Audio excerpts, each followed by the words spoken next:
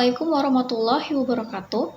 Alhamdulillahirrahmanirrahim. Wassalatu wassalamu ala asrofil anbiya'i wal mursalin wa ala alihi wa sahbihi ajmain.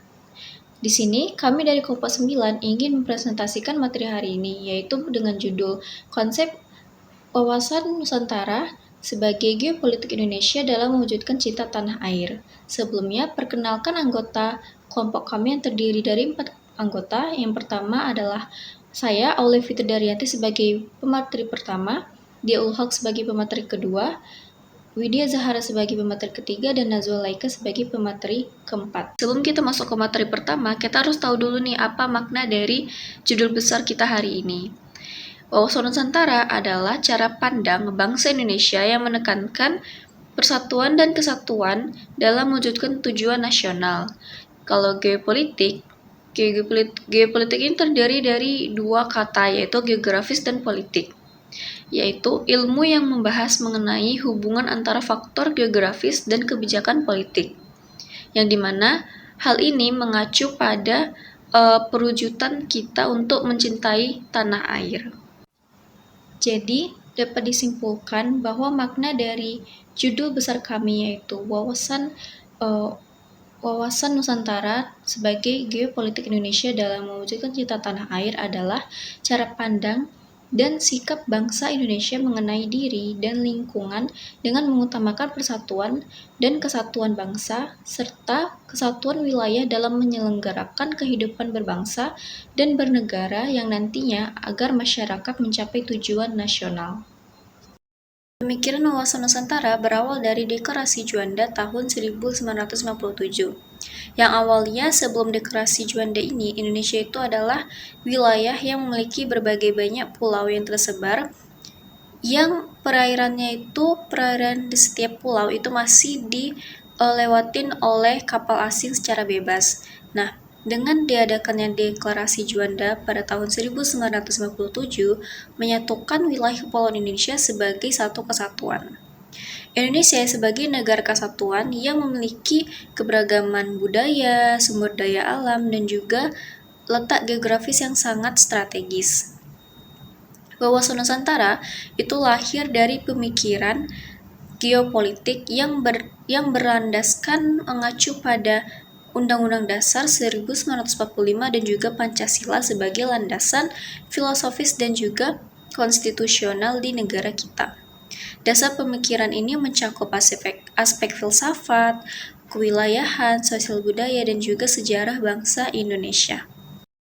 Selanjutnya ada konsep wawasan Nusantara. Wawasan Nusantara merupakan cara pandang bangsa Indonesia menekankan pemahaman tentang diri dan lingkungannya yang beragam, tetapi tetap dalam kerangka satu kesatuan.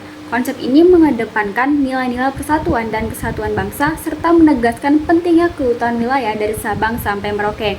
Wawasan Nusantara mencakup berbagai aspek, termasuk kesatuan politik, ekonomi, sosial budaya, dan pertahanan keamanan.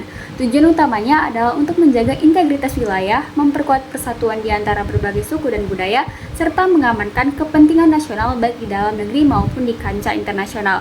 Sebagai landasan geopolitik Indonesia, wawasan Nusantara berfungsi sebagai pedoman dalam merumuskan kebijakan negara dan pembinaan negara, sehingga mampu menghadapi tantangan global dan memastikan keberlangsungan bangsa. Baik, di sini saya akan menjelaskan materi yang terakhir, yaitu penerapan wawasan Nusantara dalam kehidupan sehari-hari. Nah, seperti yang sudah dijelaskan oleh teman saya sebelumnya, bahwa wawasan Nusantara adalah cara pandang bangsa Indonesia terhadap diri dan lingkungannya yang beragam tapi tetap satu kesatuan.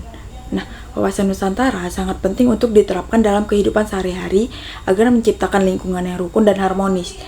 Ada beberapa contoh wawasan Nusantara yang dapat diterapkan dalam kehidupan sehari-hari, yaitu yang pertama ada menghargai keberagaman budaya dan bangsa dengan sikap toleransi. Di Indonesia terdiri dari berbagai macam suku, budaya, dan agama yang berbeda-beda. Dengan memiliki sikap toleransi, kita bisa belajar untuk saling menghormati perbedaan tersebut tanpa memandang latar belakangnya.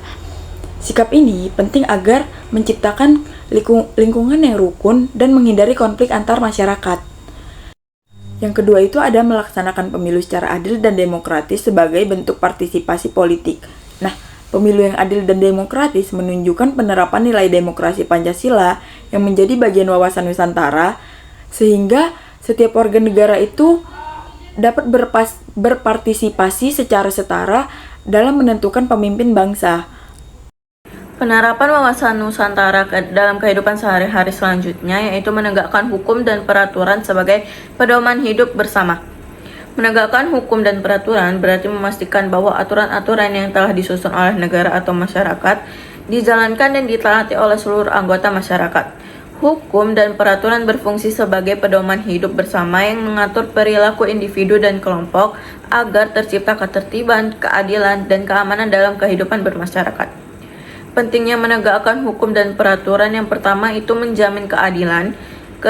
Hukum memberikan standar yang adil bagi semua orang tanpa terkecuali. Dengan penegakan hukum dan yang konsisten, setiap individu dapat perlakuan yang sesuai dengan aturan yang berlaku. Yang kedua yaitu menciptakan ketertiban dan keamanan. Dengan adanya hukum yang ditegakkan, masyarakat dapat hidup dalam suasana yang tertib dan aman karena perilaku yang merugikan atau membahayakan orang lain dapat dicegah dan ditindak. Yang ketiga yaitu melindungi hak dan kewajiban. Hukum melindungi hak-hak setiap warga negara sekaligus mengatur kewajiban mereka sehingga tercipta keseimbangan dalam interaksi sosial.